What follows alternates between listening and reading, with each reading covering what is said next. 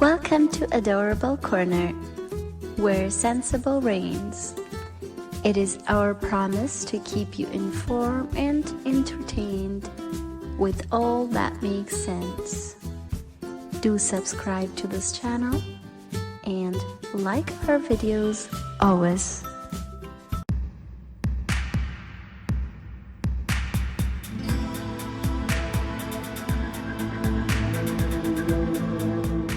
Well, it's good to be here with you all today, and I'm glad to share some insights into a little bit about the scan cursor, the JAWS scan cursor. And I think to begin with, let's back up and talk about what the JAWS cursor was. Historically, the JAWS cursor was used to navigate to some point on a screen or an application where the PC focus couldn't move, in order that you could see how things are laid out and be able to read static text that the PC cursor couldn't move to. And the JAWS cursor was symbolized by the mouse pointer. So if somebody were to route JAWS to PC, you would see the mouse pointer move to that location, and then you could see that the JAWS cursor could move up a line when they hit the up arrow, or to the right a character if you hit the right arrow, or if you moved by word to the right, it would move an entire word, and that mouse pointer would move there and then speak it. So that was the JAWS cursor. Today, in modern applications under Windows 10, these are delivered to us in a way that we cannot intercept the video and use the JAWS cursor to read these. So we're using programming techniques, UIA in particular, to move by element and to be able to read things. And the calculator is a perfect application to really demonstrate this. So when I run the calculator today, we've set JAWS up for these applications to be able to realize that you're probably going to move around with the PC cursor, so you can tab around. And I'm in the calculator now, and I'll tab.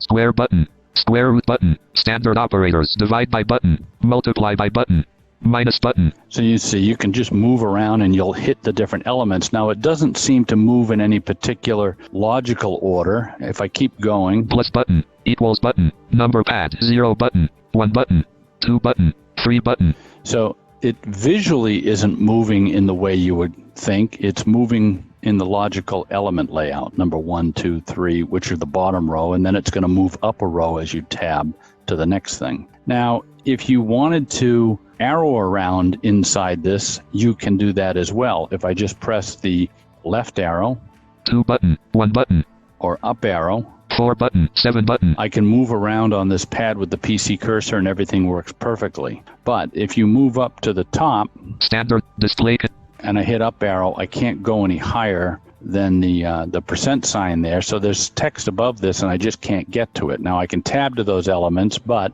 let's say we wanted to try and move with the JAWS cursor. Since the JAWS cursor won't work here, we use the scan cursor.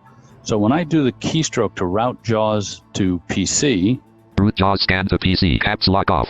It knows that I'm on a laptop, using the laptop layout, which is why you heard the caps lock off indicator as well. But when I move the JAWS to PC, since this is an application that the JAWS cursor won't work in, it moved the mouse pointer, but it told us that the JAWS scan cursor is turned on. Now this cursor, it moves by elements. So if I press the right arrow, clear entry button. Excuse me, I pressed the down arrow and it moved to the next element. Down arrow again. Clear button. Backspace button. So it's moving between those different elements, and the PC cursor focus is left back behind where it was. So I didn't move the PC cursor. I only moved the mouse pointer and the scan cursor to those items. Now you can left mouse click on them to interact with those.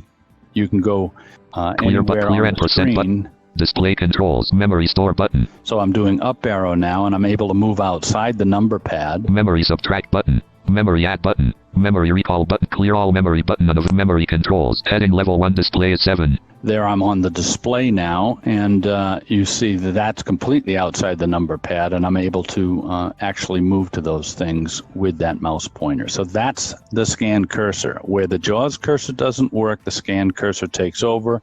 It moves by UIA element rather than the intercepted video and what we believe the screen layout to look like is. So I hope that helps.